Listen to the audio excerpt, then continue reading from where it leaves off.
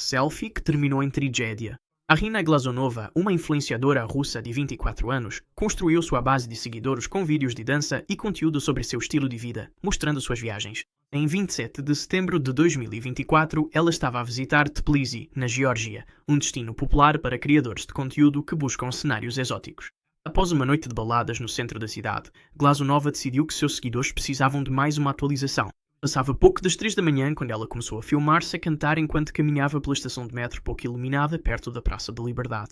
O sistema de metro de Tbilisi é conhecido pelas suas estações profundas e longas escadas rolantes íngremes. Glazunova, olhando para a câmara frontal do telemóvel em vez de prestar atenção ao que a rodeava, aproximou-se do que parecia ser uma escadaria normal. O telemóvel captou o seu rosto sorridente, completamente alheio ao perigo que se aproximava.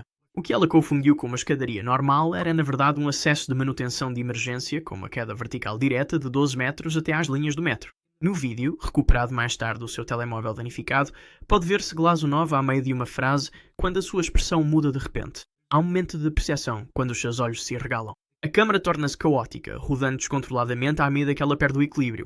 Testemunhas relataram ter ouvido um grito que foi abruptamente interrompido. O telemóvel continua a gravar enquanto caía ao lado dela. Os médicos legistas determinaram mais tarde que Glazunova não morreu imediatamente com o impacto. A queda provocou múltiplas fraturas no crânio e na coluna, mas ela manteve-se consciente durante quase 2 minutos.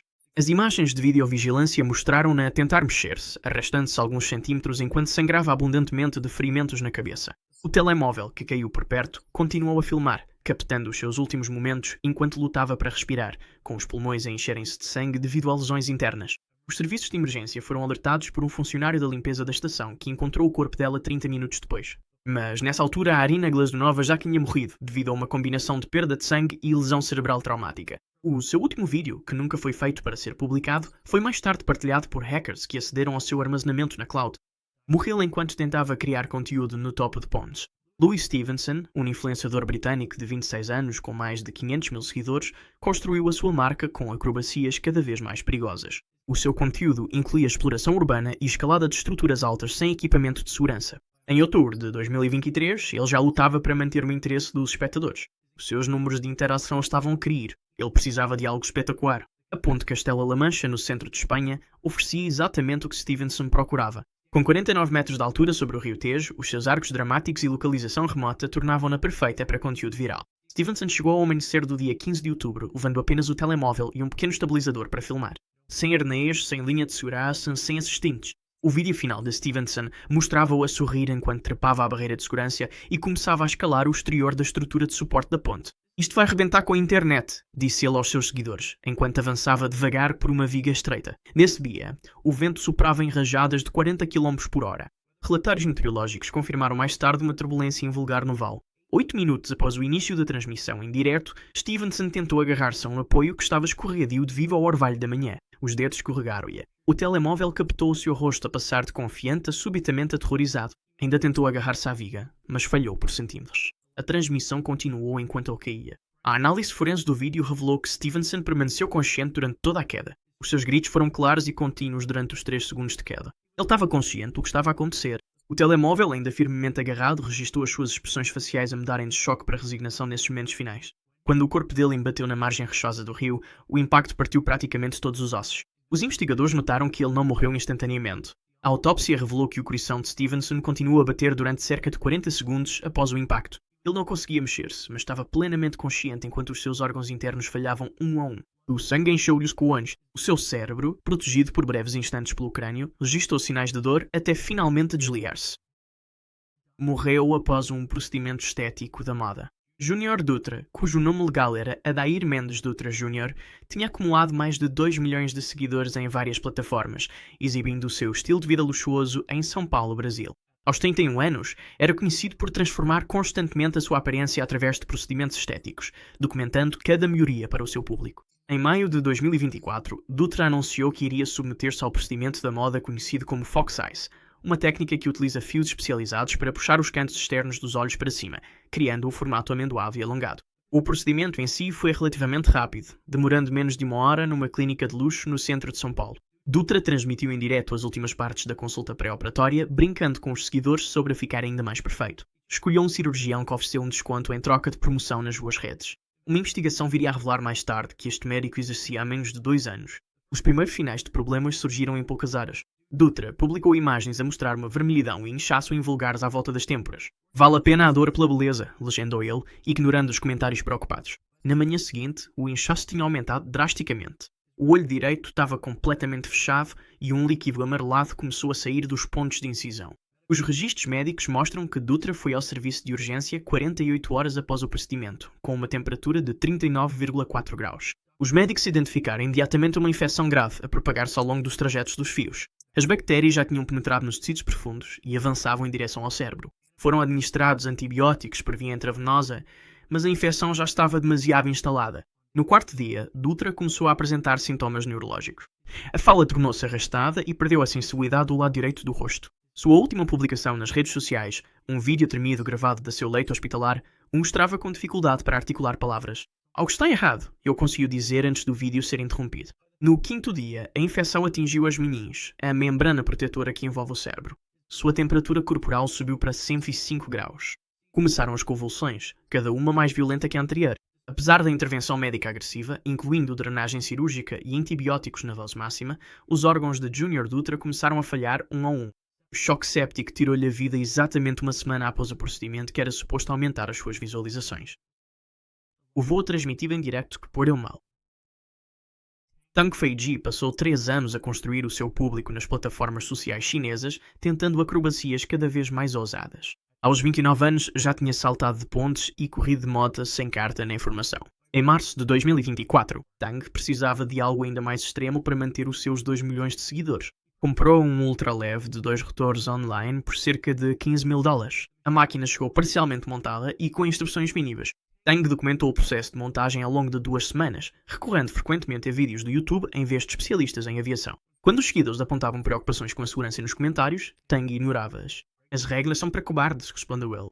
Conteúdo a sério exige riscos a sério. No dia 18 de março, Tang montou 3 câmaras de telemóvel numa pista remota no condado de Xiang, uma instalada dentro do cockpit, outra no exterior da aeronave e uma terceira num tripé para captar a descolagem. A sua transmissão em direto começou com Tang a mostrar entusiasmado a aeronave aos espectadores. Hoje vamos voar sem autorização, anunciou ele. Não é preciso licença para esta maravilha. Especialistas em aviação notaram mais tarde que Tang cometeu vários erros críticos durante as verificações pré-voo. Ele não fixou corretamente a linha de combustível. A distribuição do peso estava perigosamente desequilibrada. Mais importante ainda, ele tinha modificado o motor para fornecer mais potência do que a estrutura estava preparada para suportar. A descolagem pareceu inicialmente bem sucedida. Tang subiu até cerca de 120 metros, narrando entusiasmado para a sua audiência. 7 minutos após o início do voo, ouviu-se um estalido metálico alto no áudio da transmissão. A aeronave estremeceu violentamente. A expressão de Tang mudou de excitação para pânico ao perceber que algo estava seriamente errado. O rotor direito tinha-se partido devido ao estorço. O desequilíbrio fez com que a aeronave entrasse numa rotação descontrolada. Os espectadores assistiram em tempo real enquanto Tang tentava desesperadamente recuperar o controle. "Está a desfazer-se!" gritou ele. A câmara captou o seu terror enquanto o sol se aproximava rapidamente. O impacto não foi imediatamente fatal. A câmara do cockpit continuou a transmitir enquanto chamas irrompiam da linha de combustível rompida. Tang estava consciente, preso no metal retorcido. Ouvia-se ele a tossir e a pedir ajuda enquanto o fumo enchia a cabine. Os seus espectadores assistiam impotentes enquanto as chamas se intensificavam. Durante quase 3 minutos, Tang permaneceu vivo nos destroços em chamas, os seus gritos enfraquecendo gradualmente até cessarem por completo. O selfie na grua cai de uma altura de 50 metros. Xiao Qiumei, uma operadora de grua de 23 anos de Guangzhou, na China, tinha conquistado mais de 100 mil seguidores no Douyin, a versão chinesa do TikTok. O seu conteúdo mostrava normalmente o seu dia de trabalho bem acima dos estaleiros industriais, muitas vezes a dançar ou a fazer acrobacias a alturas vertiginosas. Os seus seguidores elogiavam a sua coragem. Cada vídeo rendia-lhe mais atenção e receitas na plataforma. No dia 20 de julho de 2021, Xiao decidiu gravar um vídeo especial do pôr do sol do topo da grua torre onde trabalhava. Os boletins meteorológicos desse dia indicavam condições de vento invulgares, com rajadas a atingir os 48 km/h nas altitudes mais elevadas. Apesar disso, Xiao subiu até à seção mais alta da grua, aproximadamente 50 metros acima do solo. A transmissão em direto começou normalmente com Xiao a falar para o seu público enquanto ajustava o telemóvel num suporte improvisado. Ela não usava qualquer arnês de segurança, apesar das normas exigirem um para todo o pessoal que trabalha acima dos 12 metros. "A vista de hoje vai bater recordes", disse ela aos seus espectadores, enquanto se posicionava na extremidade do braço da grua para ter o melhor cenário de fundo. 7 minutos após o início da transmissão, houve-se uma rajada de vento repentina. O telemóvel captou o momento em que Xiao perdeu momentaneamente o equilíbrio, agitando os braços no ar enquanto tentava recuperar a estabilidade. Por um breve segundo parecia que ela tinha recuperado, mas então o pé escorregou na superfície metálica, tornada escorregadia pela condensação do entardecer. O telemóvel continuou a transmitir enquanto o Xiao caía. A câmera captou o rosto dela transformado pelo terror, a boca aberta num grito que não se ouvia por causa do vento. Os espectadores assistiram em tempo real enquanto ela despencava, o som aproximando-se a uma velocidade cada vez maior. Os peritos forenses que analisaram as imagens notaram que Xiao permaneceu consciente durante toda a queda, que durou aproximadamente 3 segundos. Os olhos dela mantiveram-se abertos, os braços agitavam-se em tentativas instintivas mas inúteis de agarrar-se a algo, qualquer coisa que pudesse travar a descida. O impacto não foi registado diretamente, mas o telemóvel, que caiu momentos depois dela, continua a transmitir em direto do local onde aterrou, ali perto. O áudio captou o som nauseante do corpo dela a embater no botão lá embaixo. Os médicos legistas determinaram posteriormente que, embora o impacto inicial tenha fraturado sua coluna e pelvis, o coração de Xiao continua batendo por quase 2 minutos depois disso. Ela estava plenamente consciente, mas completamente paralisada, incapaz de se mover ou pedir ajuda, enquanto uma hemorragia interna gradualmente paralisava seus órgãos vitais. Tiroteio ocidental. Abdul Rahman acumulou mais de 500 mil seguidores no TikTok ao encenar pegadinhas e esquetes elaboradas em locais públicos em Lahore, no Paquistão. Aos 27 anos, era conhecido por ultrapassar limites para gerar visualizações. O seu conteúdo frequentemente apresentava armas de brincar para criar reações dramáticas de transeuntes desprevenidos. No dia 12 de janeiro de 2025, Rahman planeou filmar uma cena de assalto simulado no Anark Ali Bazar, um dos mercados mais movimentados de Lahore. Para tornar o vídeo mais autêntico, levou uma arma verdadeira em vez de uma de brincar. Amigos revelaram mais tarde que ele a tinha comprado ilegalmente 2 semanas antes, especificamente para criar conteúdos mais realistas. Rahman chegou ao mercado por volta do meio-dia, acompanhado por 2 amigos que iriam filmar de ângulos diferentes. Escondeu a arma debaixo do casaco até estar pronto para começar a filmar. As imagens de videovigilância do mercado mostram Rahman a dar instruções aos amigos sobre a posição da câmara, sem se aperceber de que o mecanismo de segurança da arma estava desativado. Quando Rahman se preparava para a primeira gravação, tirou a arma do casaco. Testemunhas relataram que ele estava a ajustar o telemóvel com a mão na querida enquanto gesticulava de forma dramática com a arma na mão direita. O que aconteceu a seguir demorou menos de 2 segundos. A arma disparou acidentalmente. O projétil atingiu Rahman diretamente no peito a menos de 30 cm de distância. A análise balística confirmou mais tarde que a bala penetrou entre as costelas e atravessou o átrio direito, uma das principais câmaras do coração. O vídeo captou a expressão da Rahman a passar instantaneamente de excitação para confusão. Ele olhou para o peito, onde o sangue já começava a espalhar-se pela camisa branca. Acho que algo não está bem, disse ele. A voz dele surpreendentemente calma antes de colapsar no chão. Os transeuntes correram para ajudar, mas os danos eram catastróficos. O sangue encheu a cavidade torácica, comprimindo os pulmões e impedindo o oxigênio de chegar ao cérebro. Especialistas médicos que analisaram as imagens notaram que Raymond permaneceu consciente durante cerca de 40 segundos após ter sido baleado. Os olhos dele mantiveram-se abertos, a pescar rapidamente enquanto o cérebro registava o que estava a acontecer. Os lábios dele mexiam-se no que parecia ser uma oração. Em menos de 2 minutos após o disparo, Abdul Rahman já tinha perdido tanto sangue que os órgãos começaram a falhar. Foi declarado morto no local. Acrobacia no reservatório Corval. Diego Caua Oliveira Santos, um influenciador brasileiro de 19 anos com 300 mil seguidores, especializava-se em conteúdos de aventura ao ar livre. Os seus vídeos normalmente mostravam-no a fazer acrobacias em ambientes naturais, a saltar de penhascos, a escalar cascatas e a explorar terrenos perigosos. No dia 3 de agosto de 2024, prometeu aos seguidores a acrobacia mais extrema de sempre no reservatório Furnace, no estado de Minas Gerais. O reservatório era conhecido localmente pelas suas correntes perigosas e níveis de água imprevisíveis. Vários afogamentos já tinham ocorrido ali em anos anteriores, levando as autoridades a colocar sinais de aviso por toda a zona. Santos ignorou deliberadamente estes avisos, filmando-se a remover um sinal de proibição de natação antes de montar o seu equipamento. A transmissão em direto começou às 14 horas, com Santos a explicar o seu plano, dar um mortal para trás a partir de um afloramento rochoso para dentro do reservatório e depois atravessar a nave um canal estreito. "Este vai ser o meu vídeo mais viral de sempre", disse ele aos espectadores enquanto se posicionava junto à borda. 3 amigos acompanhavam-no, filmando de diferentes ângulos. Santos não sabia que as chuvas recentes tinham alterado o padrão das correntes do reservatório. O que parecia ser água calma escondia uma forte corrente de retorno sobre a qual os pescadores locais tinham alertado apenas uns dias antes.